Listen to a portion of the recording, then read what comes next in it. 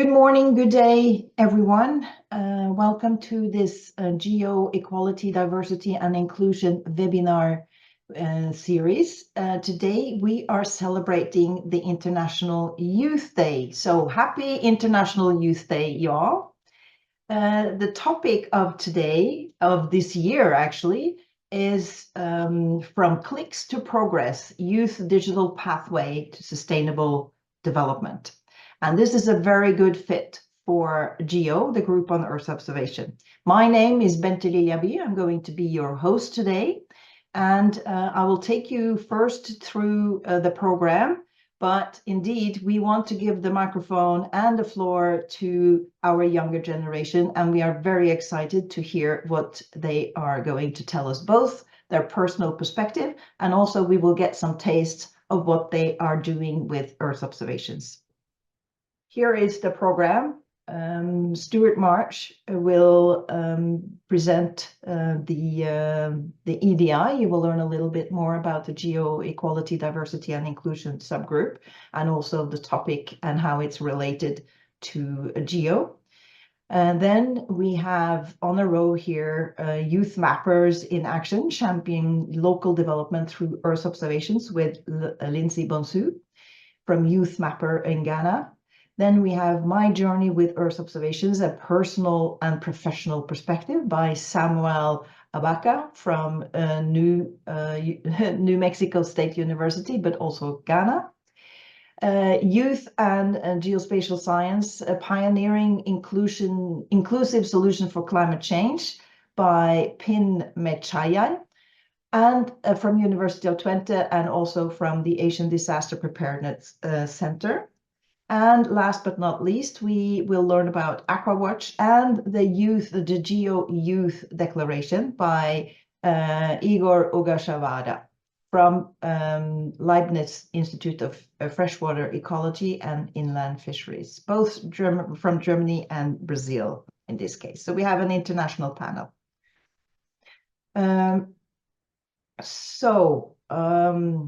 Just a little bit more about the speakers. So Stuart Marsh from the GEO EDI. He is a professor at the University of Nottingham in the United Kingdom, UK. Then we have Lindsay Bonsu from YouthMapper, as I said, from Ghana.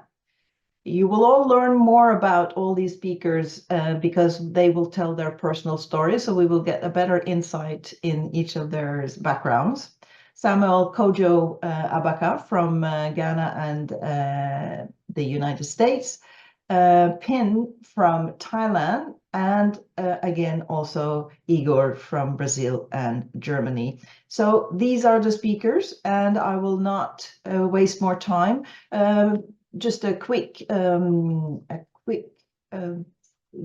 housekeeping. Please mute yourself while the speakers are presenting. But we do want to engage with you. It's important for us to engage with the younger generation and indeed have comments and questions, etc. in the chat, as long as when you're hearing the presentations. And then we will have some discussions, we hope, to support the creation of a younger generation community. So we want you to get to know each other and engage with each other. So this is our plan for today. So with that, Stuart, I give you the floor so you can introduce both EDI, GEO EDI, and a little bit about the link between the theme of the UN International Youth Day and GEO. The floor is yours. Thank you very much, Bente. Well, good morning, everybody. It's lovely to be here and to share this webinar with you all. EDI in GEO goes back probably about 10 years or so now, and it really came about because at one of the GEO plenaries there were a series of panel sessions, and they were exclusively populated by middle-aged men. And a group of us who were in the audience at that plenary got together afterwards and said, you know, this isn't good enough. And there are, for example, many talented women in the room who could have been on those panels, and and spoken and done well, but what about also a wider geographic representation? What about bringing in people at different career stages? So EDI in GEO was born at that point, and we had those 3 targets, the first one being gender. And we've worked very hard to balance panels, to have a good mix of gender on our panels and discussion groups and so forth going forward. And I think that has really been transformed in recent years, and it is a lot better now in GEO. The second area we really wanted to look at was geography. So what are the origins of the various people who have a voice in GEO, and trying to spread the ability to have a voice much more widely geographically. And I think we've seen that through the increasing strength of the regional GEOs. And indeed, we started to work as the EDI group with those regional GEOs to start to define what might be some of the remaining challenges that we faced. Career stage was definitely one of them. So broadly speaking, let's call it youth. But we wanted to see a much wider range of people from different stages in their career getting involved. And I think that has been improving, and particularly at the recent plenary and ministerial in Cape Town in South Africa, we had a very strong youth track with a great presentation to plenary as a whole. Some of you may well have been involved in that, and that was really an excellent development. And so we're starting to get the voice of youth coming through. On the geographic front, we've been working with our indigenous communities to start to sort of spread the benefits of Earth observation and the ability to have a voice in this field through various of our indigenous communities. So work continues there, and there's been a recent seminar last week on the indigenous community side. So work continues on that one, but this week we're celebrating youth. It's International Youth Day, and we're very happy to have this seminar to really celebrate the contributions of the younger generation. And the theme, of course, we're looking at the SDGs, and we're looking at digital solutions. And I think that's a very apt area, because most young people I know are very, very concerned about climate change and all the other ways in which our planet is potentially suffering at the moment, and what we can do about that. The younger generation is very engaged in that discussion. And of course, you are digital natives, which can't quite be said of me. I've been around, well, since the 1980s, working in Earth observation. So I guess I know a thing or two about it, but digital native, probably not so much. And something I've had to work on over the years to stay fully up to speed. But you guys were born into this digital revolution, and so I think you can bring very interesting perspectives and develop very interesting solutions for some of our pressing problems. So I'm really looking forward this morning to hearing what you've been doing around the areas of digital Earth observation and how those things can be applied to various of the Sustainable Development Goal issues. And yeah, I look forward to learning something. So without any further ado, I'll conclude with that and hand back to Bente to introduce the first speaker. Yes, thank you very much. That was a nice summary, Stuart. And indeed, we are very excited to hear the voices of the younger generation. And as you said, we will learn stuff today. So both, and I really like that, that we get to know each other. So the personal stories, it's always interesting to hear how people get into the field, and then also learn what new exciting stuff they are doing. So Lindsay, this is your time now. Lindsay Bonsu from YouthMapper in Ghana. Let us hear about your work. The floor is yours. Hello, everybody. My name is Lindsay. I've already been introduced. So I'm going to talk about YouthMappers in action, championing local development through Earth observation.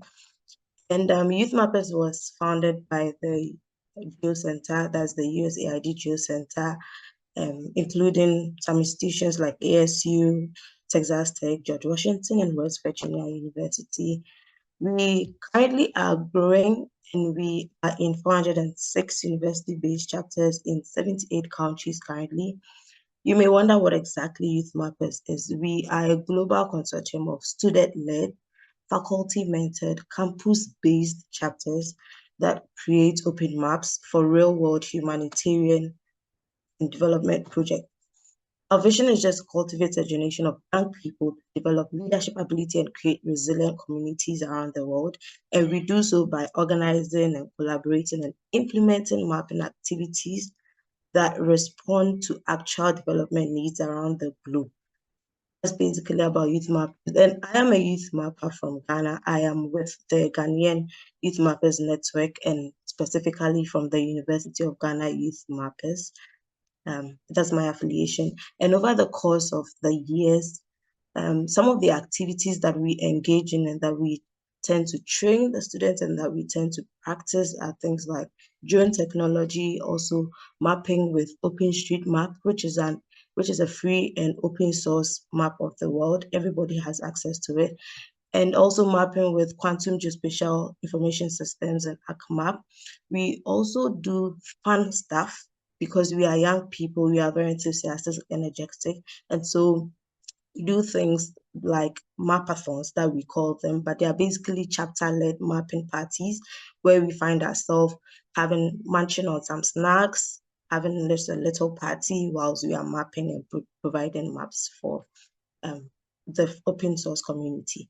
Also, we engage in field data collection, both for our research work, for our personal work, or for projects like big projects for government agencies or whatever it may be.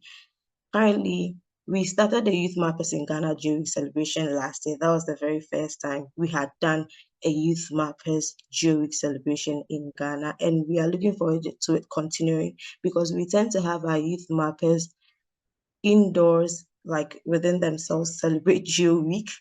And for example, when we had GEO Week in Ghana, we had some of our YouthMappers being volunteers at the event. So it's a great opportunity for them. We also have leadership and fellowship opportunities where we train these students. We select students from across the chapters and train them with geospatial skills. We also utilize OpenStreetMap data because we are contributors, and so we use them for our research work and all that. As YouthMappers, we are constantly training and making sure that our students have a lot of skills and knowledge, and they're up to date with geospatial technology. And so we often organize lots of trainings for them, including proposal writing workshop, capacity building workshop, dispatchy, AIS, and also making good maps and all that. You may wonder what the key outcomes of our activities have been. One of the most notable one is that we had a flooding in Ghana, which was last year, Akosombo Dam spillage. Some of you may have heard of it. And YouthMappers came together, mapped the area, and provided post-disaster data for policymakers. And this was very good because it helped with resource allocation to the flood victims, and very, very helpful. We also end up helping by mapping or map communities in Ghana like hamlets, homelets, slums, villages, and all that. Through this, we end up building the capacities of these students. They end up getting all the skills that they need, and then they end up getting professional development opportunities and so forth. We are very, very fun people. So I'd like to show all of us a short video of how we solve humanitarian problems, how we help achieve local development, but then we also have a lot of fun through that.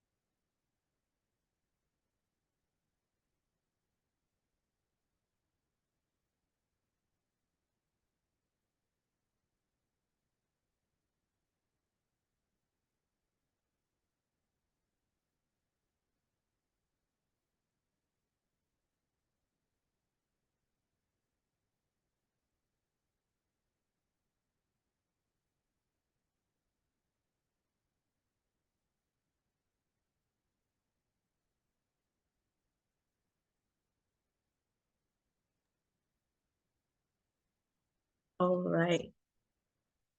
So that's basically about YouthMappers. We actually end up having a lot of fun whilst providing special data for humanitarian responses. Thank you all for your time. Please learn more and connect with YouthMappers. Thank you very much, Lindsay. Indeed, it looked like you have a lot of fun. You convinced me, at least, that you were having fun. I have some questions for you, but I will stick to the plan, and we will go through the rest of the presentations, and then I will come back to you with some questions. And yes, yes, thank you very much, Lindsay.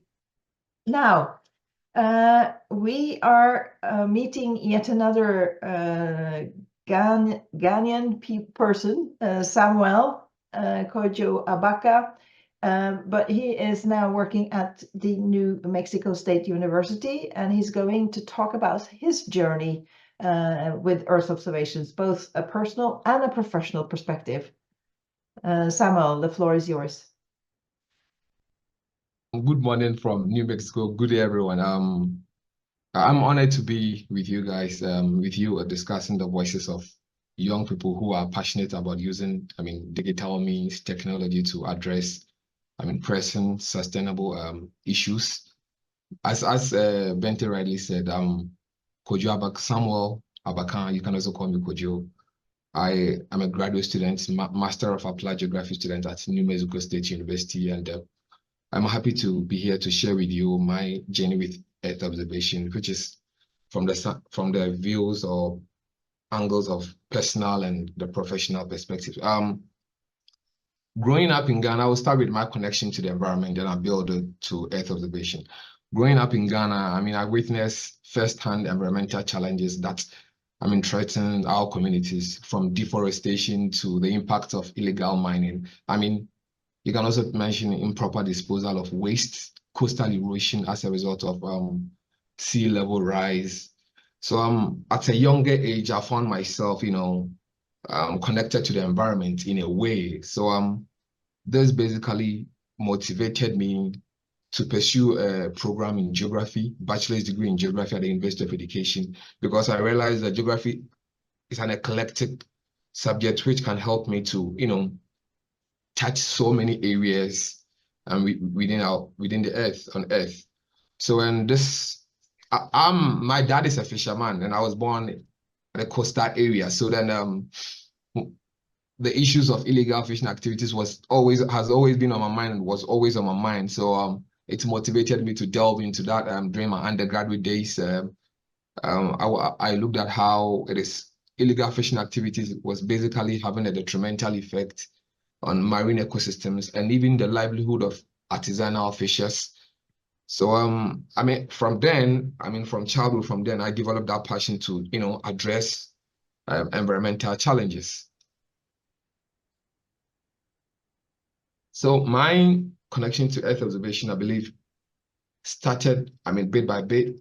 During my undergraduate days, I had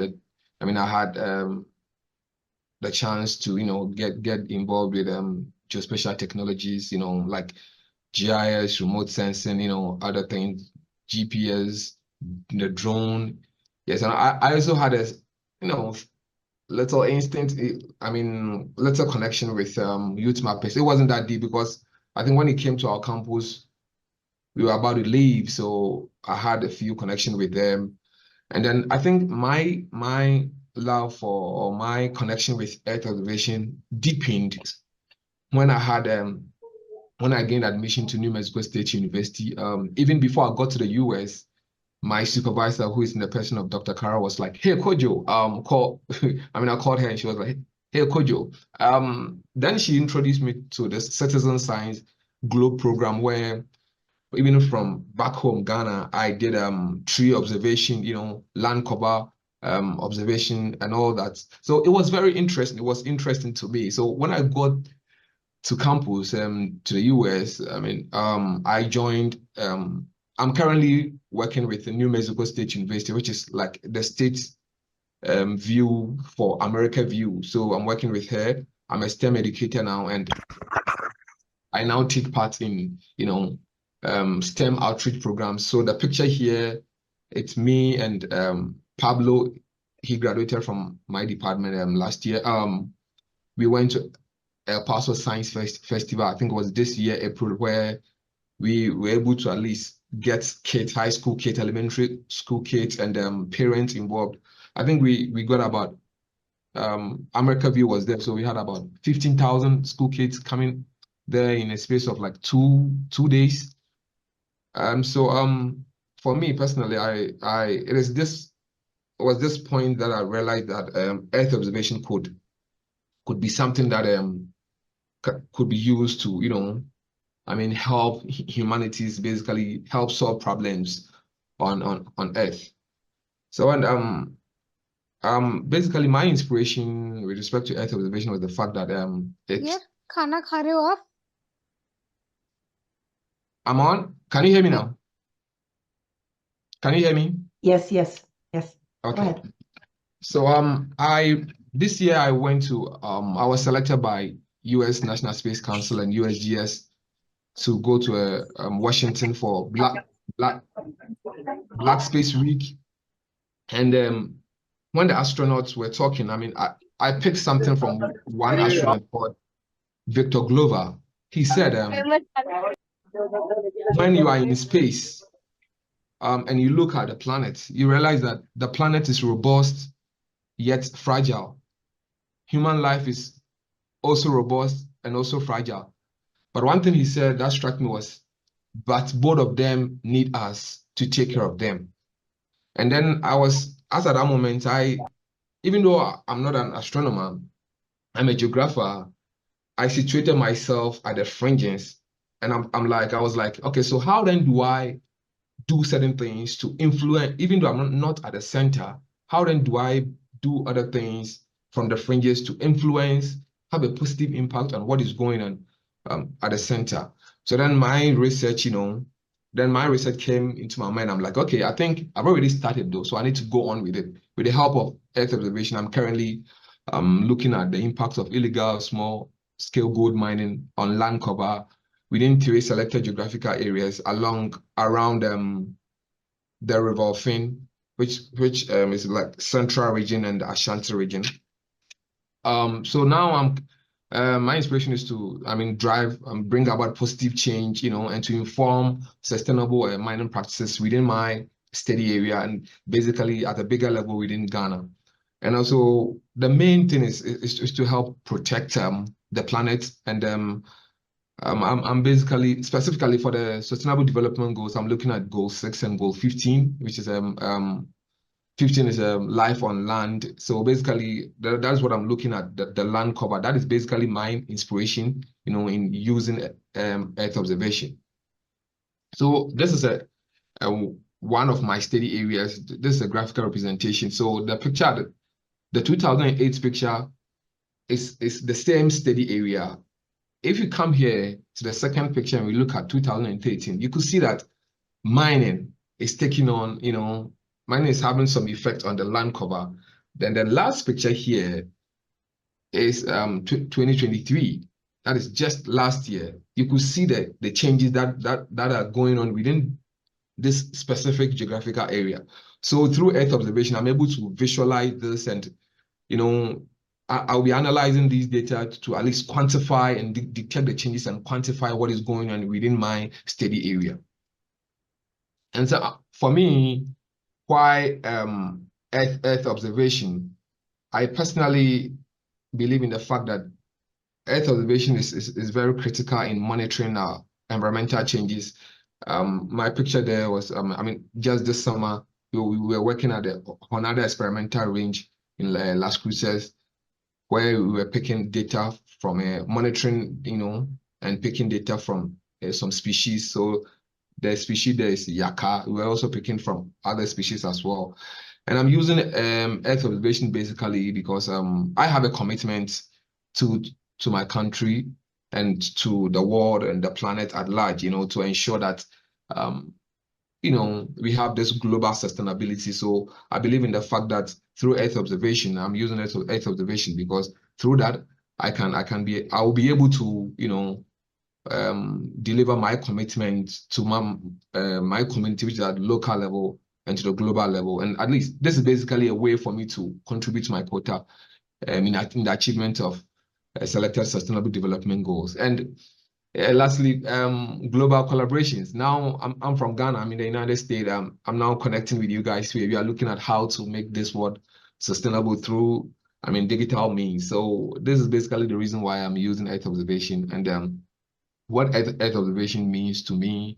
For me, Earth observation is more than just a research tool personally. It's a means of connection with the Earth, with communities and the globe and the planet at large. I believe in the fact that Earth observation helps in bridging the gap between society and science. So situating my research, I'm using satellite imagery, technology to influence certain things people are doing in Ghana. So I believe in the fact that Earth observation is more than a research tool for me, and of course I'm trying to give back to my community, and in that doing, Earth observation becomes a tool in doing that, and it's also helping me to contribute my quota in achieving sustainable development goals. Thank you. Thank you so much, Samuel. That was a very interesting story, and thank you for sharing your way into to Earth observation, and indeed your strong motivation for using Earth observation is exactly for having impact, which is part of the discussion that we have in GEO. So thank you very much, Samuel. And we will come back to you with questions as well, just as with Lindsay. But in interest of time, thank you. There you are. We see your face as well. But we are moving fast on. Pin. Now we are moving to Thailand, from Ghana and the US over to Thailand, and learn about what you are doing, Pin. The floor is yours. Thank you so much, Bente. Hi, everyone. Good afternoon from Bangkok, Thailand, and I'm so excited to be here with you all today on the International Youth Day. Thanks GEO EDI also to have me today, celebrating the power of young people to make a real difference in the world. So with that, who am I? Let me introduce myself a little bit more here. Am I with my little brothers? So on the right hand, this is me. Little girls playing, roaming around in the canals, playing with the soils, and that with the inspirations from my dad. So I became the urban architect that I enjoy, inspire with all the natures, use it as a meta pattern design for urban planning and urban design. But later on, I realized that to really build the urban resilience, the climate change is kind of like a factors that I don't really know and understand yet.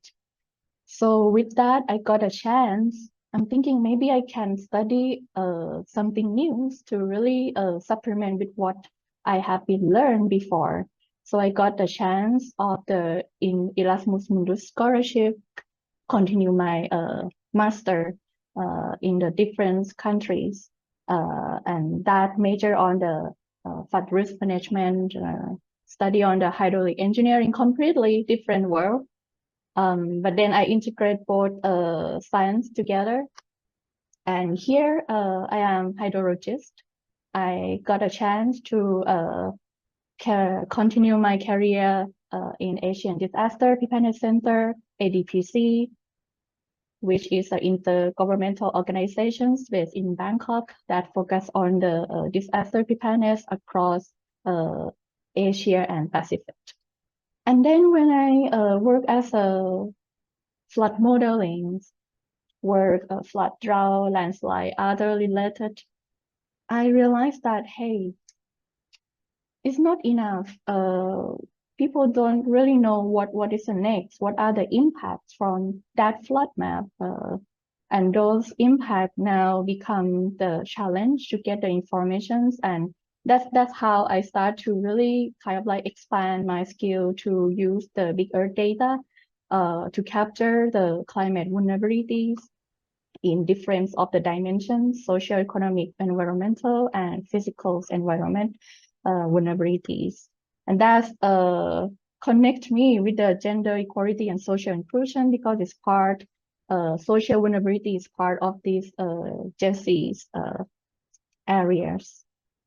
And that is overall. Here, can you imagine, this is my first opportunity that I got to know remote sensing. You know, as a hydrologist, we believe in the ground data. We are kind of like not really sure what is the remote sensing could really help to simulate our flood model. But then I got a chance with the project Surveyor Mekong, which I will explain to you later, to get to know the digital elevation models. I mean that I use that for flood modeling already, but then getting to know more the people that work in the remote sensing area. And through my journeys, I got a chance working across the scale from the internationals to the communities. And therefore, I learned more the power of the youth that give me the feedback, or I kind of like empower them. And then they also be the trainers later after I train them as well to cope with the climate change in different countries across the Southeast Asia.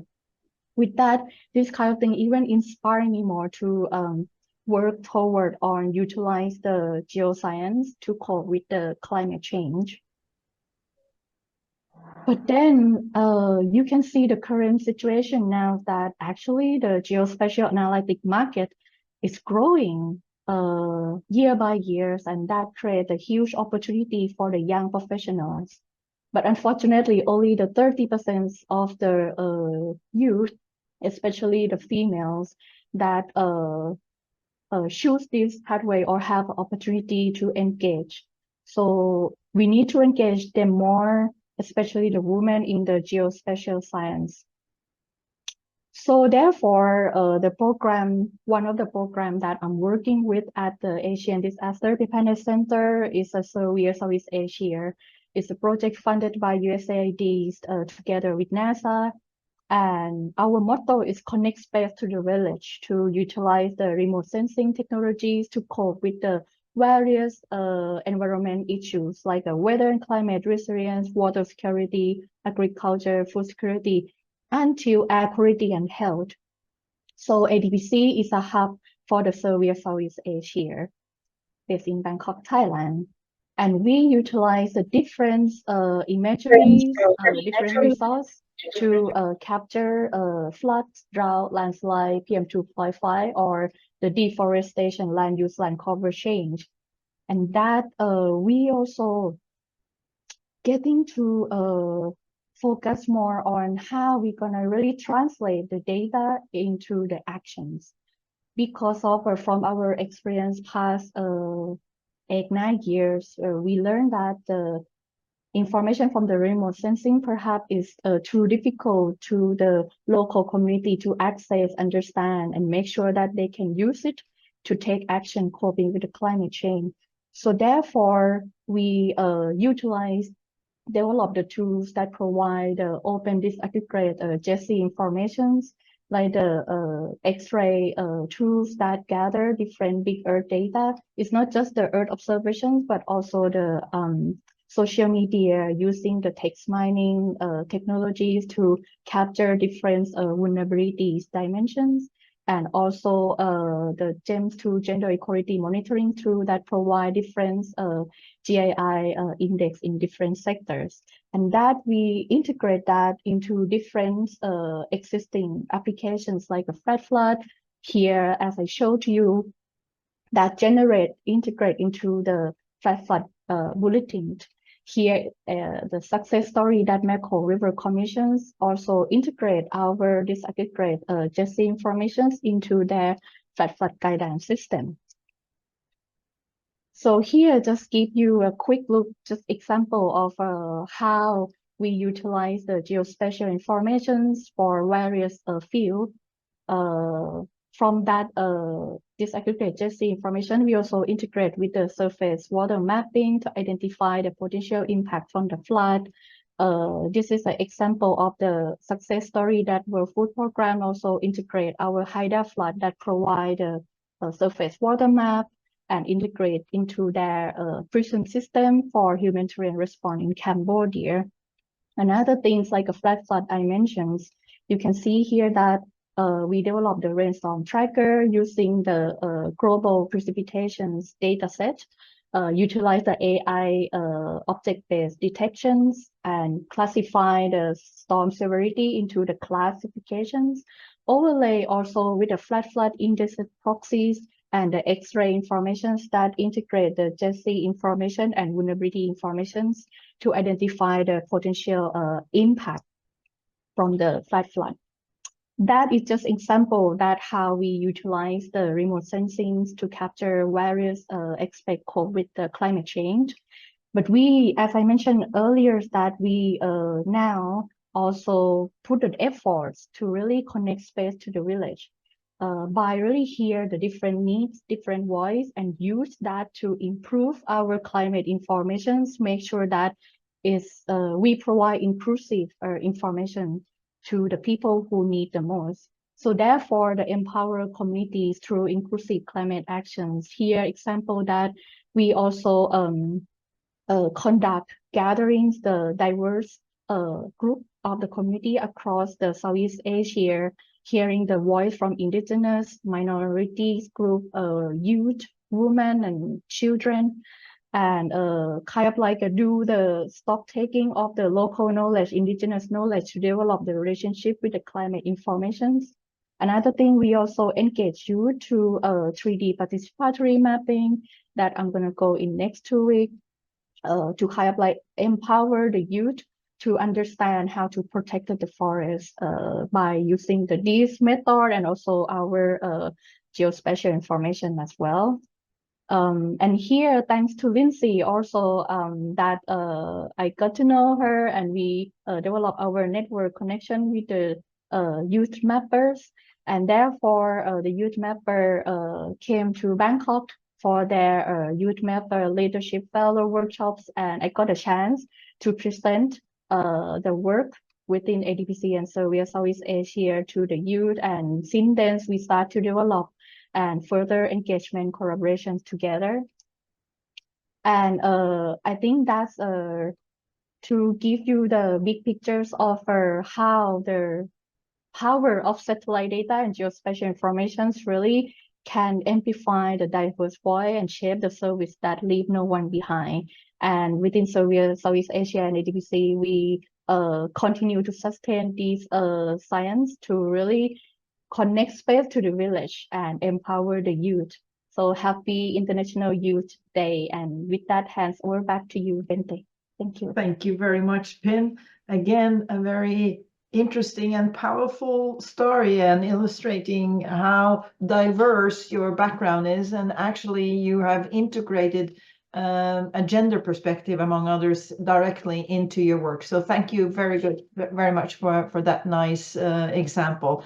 And as with the others, we have questions, but now let's move on to the last but not least a presentation from Igor. He will talk about AquaWatch and also introduce us to the GEO Youth statement. Thank you so much for the introduction, Bente. As Bente presented, I'm Igor Algashawara. I'm Brazilian, but I'm currently living in Germany and working as a postdoc at the Leibniz Institute for Freshwater Ecology and Inland Fisheries. My talk today is talking about GEO AquaWatch and the GEO Youth Declaration, but I'll just take very few slides to talk a little bit about my path and Earth observations. So similar to Samuel, I'm a geographer, but I will start a little bit earlier than my bachelor's degree. So when I was still in elementary and high school, I was developing projects about water quality, especially to compete in science fairs. And when I entered my bachelor's in geography, I tried to link geographic concepts to water quality since I was already working on water quality in high school. And that's when I first learned about Earth observations during my bachelor degree. And then I decided, okay, so Earth observations could be something that I could try to match to water quality, and then I enter for a master's degree in Earth observations and remote sensing, where I try to develop tools to retrieve optical properties, which later I could link to water quality. And I did that during my PhD in applied earth science, developing tools or remote sensing tools to monitor algal blooms, especially cyanobacteria blooms from space. And as a postdoc here in Germany, I've been applying Earth observations, technology, and data to monitor water quality in different lakes and reservoirs in Germany, but also global with other projects that I have. Then why Earth observations? So this is a picture of some of the lakes that we have around a little bit north of Berlin. So this area is also called Mecklenburg Sea Plateau, which is Lake District. And so we have a lot of lakes and we can monitor it using remote sensing. This is a map of chlorophyll A in water. So an indicator of algae in water. And why Earth observations? Well, first is the novelty. I think it's super nice when I tell people that I'm monitoring water quality from space, and then everyone is just asking how I'm doing it. And it's something very novel for most of the people that I talk to.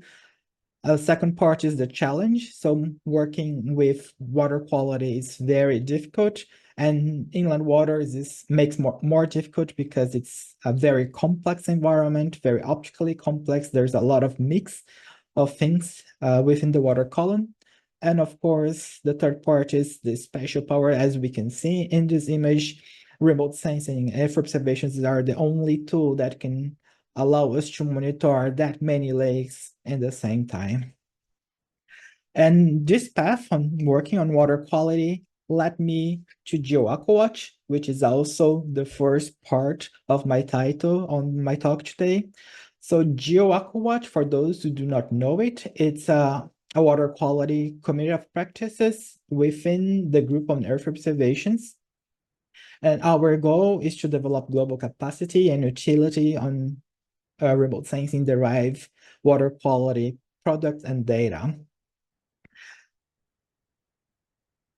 And to go to the second part of my title is the GEO Youth Declaration. So the GEO Youth Declaration was first signed last year during the GEO Week in Cape Town.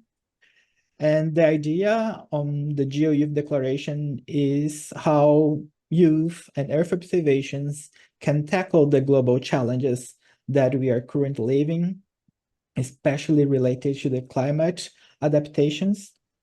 And in the GEO Youth Declaration, we have some solutions. So we have presented some solutions on how youth and Earth observation should work. I selected some lists related to the youth part because a lot of those topics were also topics on research where we should focus more on research. But yeah, so some of the points that I selected from the solutions for the engagement of youth and Earth observations are to empower youth, to effective communicate science using a less technical language, but going more on social media platforms to really connect to the youth, to include indigenous knowledge systems, and to develop youth engagement platforms. Like we heard from Lindsay, is a very nice platforms to engage youth on the use of Earth observations. So how GEO AquaWatch is coping to the GEO Youth Declaration? So in this part on communicating and using social media, so GEO AquaWatch, we have an X page, so it's at GEO AquaWatch. We also have a LinkedIn page. And in these two social medias, we've been posting a lot of job opportunities, a lot of educational materials. So it's super nice if you're interested in using Earth observations for water quality to follow our social media, and we have been posting a lot on this. But we also have, and this is something that I personally really like, is to include indigenous knowledge. So we are not doing it alone, we are doing it together with the GEO Indigenous Alliance. So for those who do not know, the group on Earth observations, we have initiative focus on indigenous people. So together with the GEO Indigenous Alliance and GEO AquaWatch, we organized a session in last year's UN Innovation Workshop on Water Quality that was held in Patton, as you can see in this figure in the bottom. And this meeting, this workshop led us to different products. One of the first products was this GEO Indigenous Water Summit, where I myself participated as a tutor in one of the groups working on this hackathon to solve problems for indigenous communities using Earth observations. We also got a showcase session during GEO Week in Cape Town last year. So we had this showcase presentation about this interaction that we were working with GEO AquaWatch, AquaWatch Australia, and GEO Indigenous Alliance. We also had a project that was a paper entitled Contributions of Indigenous Peoples' Earth Observations to Water Quality Monitoring, which also led to 2 weeks ago to a webinar with the same title of our paper.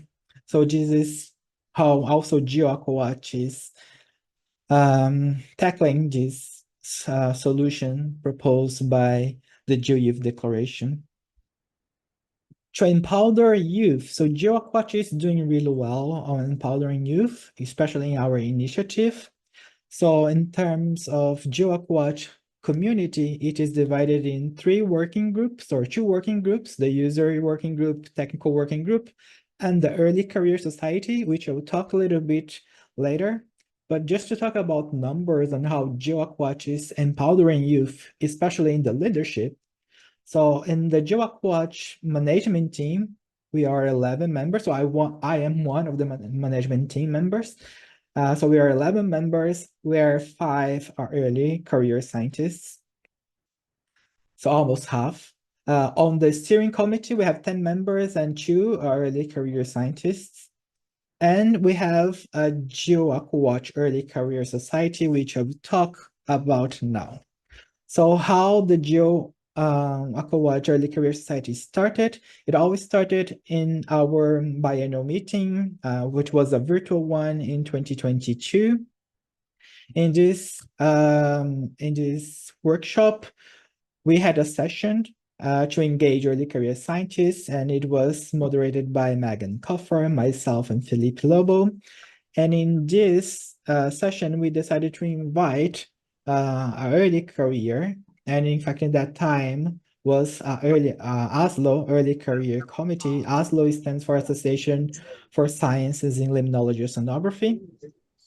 And we have a super nice talk on how to survive and succeed early career and mid-career in aquatic scientists. So the talk was given by Mina, who also worked here at IGB, where I am. And she is now the chair of the Early Career Committee at ASLO. And during her talk, we learned about the importance of having a community, a early career community, a community for the youth. The importance of have inclusive space for discussion and exchange, because a lot of times in the great audience or the great groups, young people are intimidated to talk. So having a space that is led by young people, it's much more inclusive. And the importance of sharing experiences. And you can watch this presentation in the GEO AquaWatch Initiative YouTube channel. So if you can just check it out there. It's a super nice talk on how to inspire and to survive in aquatic science. careers. And we officially launched our early career society during GEO Week in 2022 in Ghana. And we had a youth track to talk about water and youth. So I was there representing GEO AquaWatch and talking a little bit on water quality.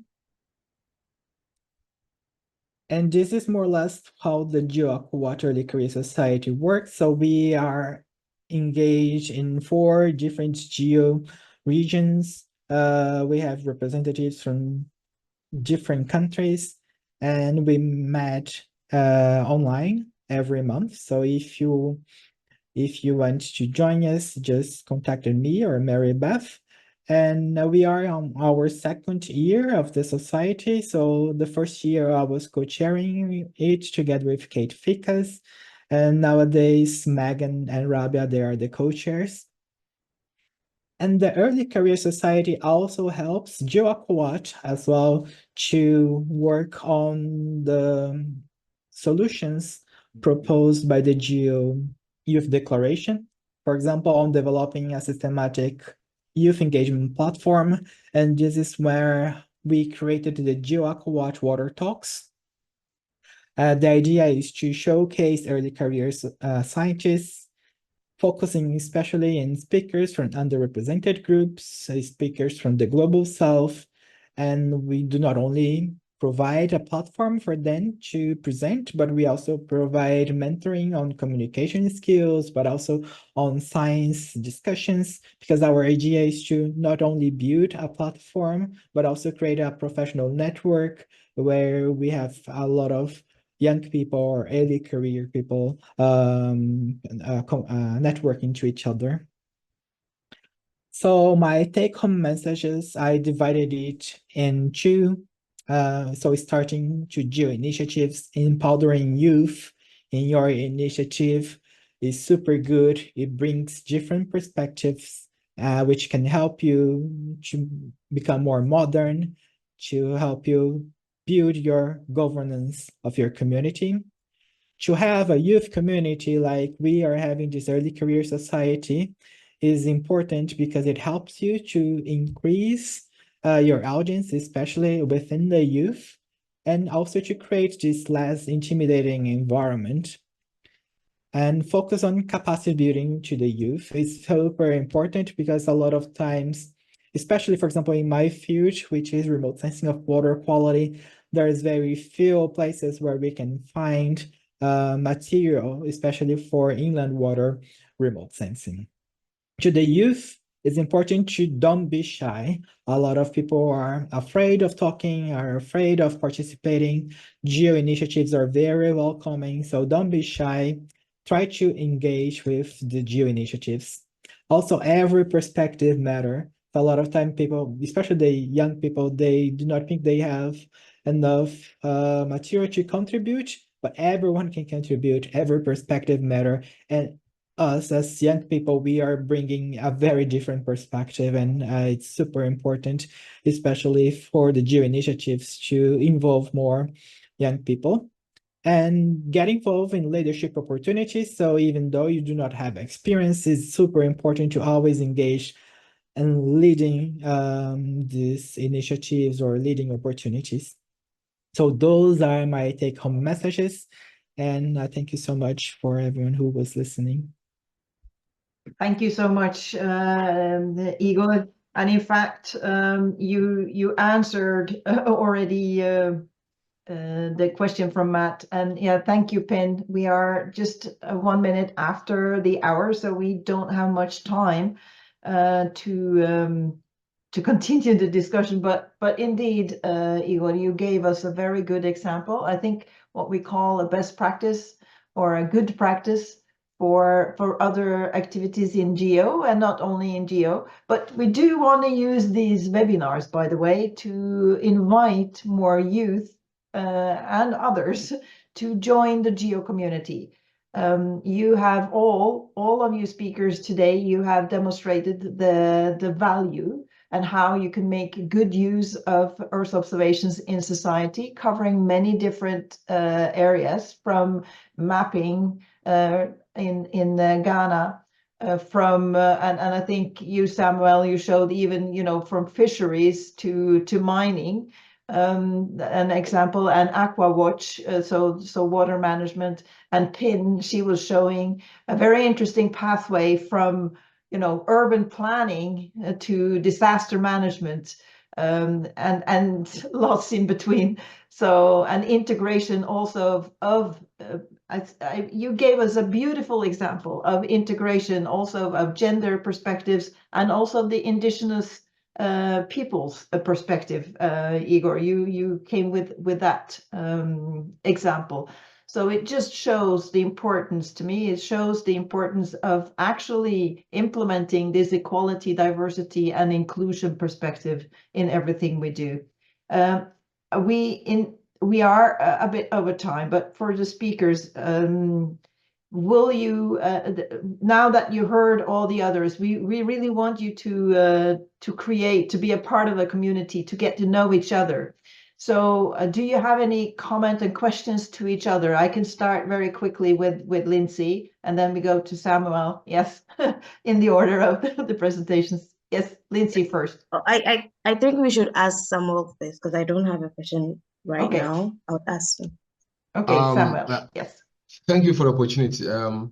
I think my question will go to Igor, because initially when I came to New Mexico State, I wanted to research on the impact of illegal gold mining, that is galamsey, on our water bodies, because this environmental genocide is having a detrimental effect there.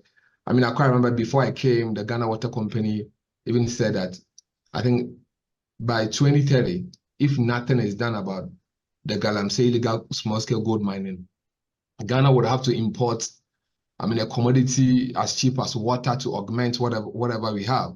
So initially, my passion was to delve into, use remote sensing, technologies to look at how, I mean, the water quality. But then upon further discussion with other people, I realized that the things I've got, I realized that it wasn't really possible, because I wanted to go back like, let's say 2004, and just oppose it, look at the changes that is going on. I mean, and just oppose it with the current situation. But I realized, I based on certain consultation with other people, I realized it wasn't possible. So I was very intrigued when you said you were doing that. So I've even sent you a message. I want to connect with you and see how possible that is, because I've already chosen my topic for my thesis and I'm starting to get on it. But for my PhD, I want a holistic, I mean, analysis of my study area. So I would want to look at the water quality aspect as well. So yes, I would want you to give me an overview of how this is done, and if possible, if you can go back and just oppose with the current situation. Thank you. Hi, Samuel. Thank you for the question. So yes, so as I mentioned in my very briefly on my talk, doing a water quality, especially inland water quality, is very complex because water is a optically complex system, and just right now we are having the sensors on the satellites that can really monitor water quality. So going back, we can use, for example, the Landsat constellation, which to go back on time, but the Landsat constellation was developed for land, not so much for water. So we can still use Landsat, but just for very few things, not so much for a lot of, for example, for chlorophyll A on water. Landsat is not possible to do it, but we can use it for turbidity and about gold mining. So there was a paper led by Felipe Lobo, in fact, also a member of GEO AquaWatch, who was using Landsat data to look for illegal mining in the Amazon rivers. And because what they are looking on this is on the turbidity change. So the turbidity of water changes where there was illegal mining, and with those who could pinpoint some locations of illegal gold mining in the Amazon forest. So yeah, it is possible to go back a little bit to the past, but not to do a lot of parameters. So just right now, we are having Sentinel-3, Sentinel-2, with some more spectral bands that can be used for more parameters on water quality. Very good. Matt, I see you are here. So Matt is from the GEO Secretariat. Matt, can you show your face? Hi, Matt. Hi. I do have a face. Sorry, I didn't put my camera on, so I was just I just got back from taking my kids to school. So I joined a little bit late, but yeah, it was really great to hear, you know, from everyone the bits that I caught, and yeah, I'll check the recording to catch the first half of this. But I work for GeoSec, for GEO, the Secretariat, doing comms. So I do sort of digital content, social media. So I'm always keen to hear, you know, these kind of stories from you know, from sort of young people in our network, in our community. And I'm, you know, really keen to take some of these stories to, you know, find ways to you know, to create content around these things for, you know, for our website, can be sort of blogs, news stories, or, you know, things for social content. So, you know, I'd be really keen to stay in touch, and to, you know, to work with you to, you know, to find ways to platform, you know, some of the work that you're doing, and you know, the things that you're doing to bring them to our kind of wider audience. You know, we have, you know, our audience on social, digital, and I think, you know, some of the things that you're doing and you're talking about would be, you know, really good to put more in front of those people. So yeah, it'd be good to, you know, to be in touch, and to you know, to have you sort of tell some of those stories. Yeah, thank you, Matt. I wanted to show face, because it's easier to relate to people when you have even if it's digital, it's easier when you have a face. And as Igor was saying, don't be shy. I mean, this is what we are trying to communicate with you, the speakers, and also you in the audience. We really want to engage with you, and even if you are at an early stage, you do have a lot of value to add to the community. Don't even think that you don't. I mean, you really do. So I know the feel. I remember the feeling, but I can assure you, you are most valuable to us, and we really want to hear from you. And we also want you to connect with each other, as we just got a beautiful example of here with Samuel and Igor. So I'm very pleased with that. Stuart, before we wrap this up, do you have any additional comments or questions, even to the speakers?